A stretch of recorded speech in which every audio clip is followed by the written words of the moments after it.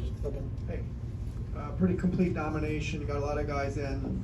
How do you kind of go about assessing the big takeaways from a game like that, where you're up 35-0 in the first quarter, and what were they for you? Well, first off, you watch the tape, and what can we correct from a technique and fundamental standpoint. The one thing I was impressed with our team was just their approach. They had a great week of training and a great week of practice, and I think it's a sign of maturity. They're focused on getting better on a daily basis, and that's something that we preach.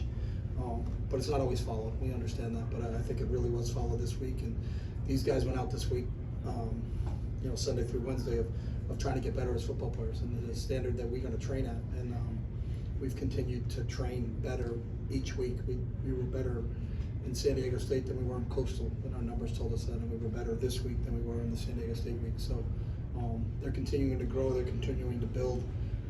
The fact that we got an opportunity to play so many guys was a good deal. It's awesome to see those guys' faces that they work so hard during the week that they actually can pays off for them and they get to play on Saturday. So looks like we're relatively healthy coming out of this, and then we got to be ready to go because league play starts this week coming up, and there's 8 teams in the Pac-12 that are in the top 25 in the country. So this conference play for everybody's going to be a battle. You got 5 quarterbacks in the game. Can you talk a little bit about each one and what you saw to them? How long do we have? As long as you want. We got tape to watch. So. I thought Dante did a really good job again. He's extremely poised. He does a great job throwing the ball and giving guys catchable balls when there's territory there. I think he fits the ball in really well. You saw Colin next. I think Colin's athleticism has shown in both games that he's played in. But we've been up so much, we really haven't gotten an opportunity to let him throw very often. Garbs did a really nice job when he was in there, and Ethan's played a lot of football for us, and we're really comfortable with Ethan. And when he runs our offense, I think we do a really good job and we click. And then it was really good to get Chase and Justin in the second half and to get them some experience and some snaps, because again, in this league, you never know. You don't know what you're going to get to and where you're going to be, but we feel like depth is a strength of this team right now, and the fact that we could play 5 guys is a positive. So. Anthony Atkins was your leading rusher today, kind of the first time we got to see him. What can you say about the role that he has and how that's developed since transferring from Army? Yeah, he's a big physical back, but he's very nifty on his feet. I think he's got really good vision. I'm not sure we knew how athletic he was when we got him. Obviously he played a different style of offense at Army. He was the fullback in the wishbone and just pounding it between the A-gaps. But he's got a little bit of side to side in him. I think he's tough to tackle. He runs with good body lean. I think he's continuing to develop. He's one of those guys that each week, as he starts to get more comfortable in what we're doing, you see him getting better and better, and that's a positive. You can't have too many running backs. I think we have 2 in Carson and TJ right now, but I think Anthony's really starting to push and get into the mix, and I think that's a good thing as we go into league play here. Coach, when it comes to Dante and his performance, the first few weeks, where can you see him improving, especially when it comes to this big game coming up on Saturday? I think we can improve in every decision making, timing, just like anybody. It doesn't matter who it is, and I think he's played really, really well. But we're just still starting with him, and pre-snap recognition, where the ball's going, and he's really good at it. But we can always improve, so he'll continue to work on the fundamentals of the game and in the decision making process of the game. Coach, you had a lot of guys get some time on the field for the first time this season. We saw Siale Tabaki get that start. What led to him getting in there? Well, he didn't start.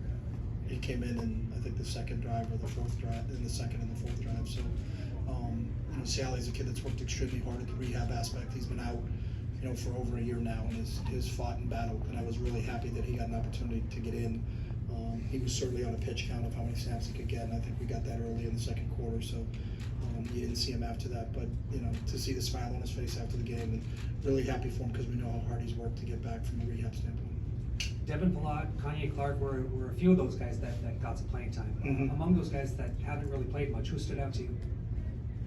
Devin Palat and Kanye Clark.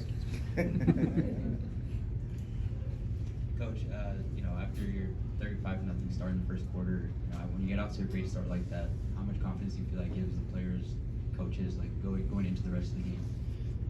I mean, I think obviously that first quarter was a little interesting, just because of I think there were 2 1-play drives and 1 2-play drive. So it got moving very quickly.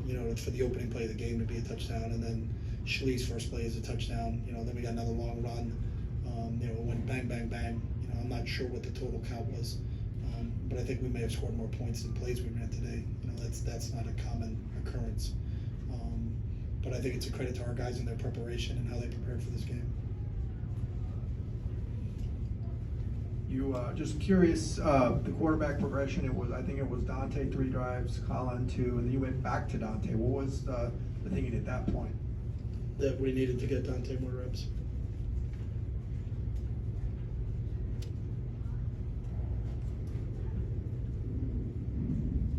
Chip, how good was it to see Chase Griffin getting in the game? It was awesome. Chase is a special player here. We have leaders at each position. He was the hands-down unanimous pick at the quarterback spot, even though he's not the starter at that spot. But I think it's the players' respect for him and his approach on a daily basis of what he does. I think he was the scout team player of the week 3 days in a row this week, simulating their quarterback, because their quarterback is an NFL prospect. So the look that he gave us as a scout team player this week was awesome, and the fact that we could get him in today we were excited that we could do that. And then also 2 straight games, Dante's taken the first snap. Is it safe to say he's a starter now, or? There's nothing safe to say. Just overall, the defense almost got a shutout and 2 more takeaways, and they've got 8 in 3 games and 7 more tackles for loss. Just how do you feel the defense is done through 3 weeks? I think they played well today. There was probably, I think, because of what happened on the offensive side of the ball, some of those guys didn't play as much as they normally do. Latu and Darius and those guys, just because we got out to, we jumped to such a big lead early. But when they were in there, I think obviously we have a front that can cause some problems. And we'll see as they continue to grow. We've had 3 big tests now, but we understand what the task is at hand that we have this Saturday coming up, going to Utah. You're playing the defending conference champs, so we're pleased with where we are right now, but we know we have to continue to progress. Thank you. Good guys. Afternoon football. Gotta love it.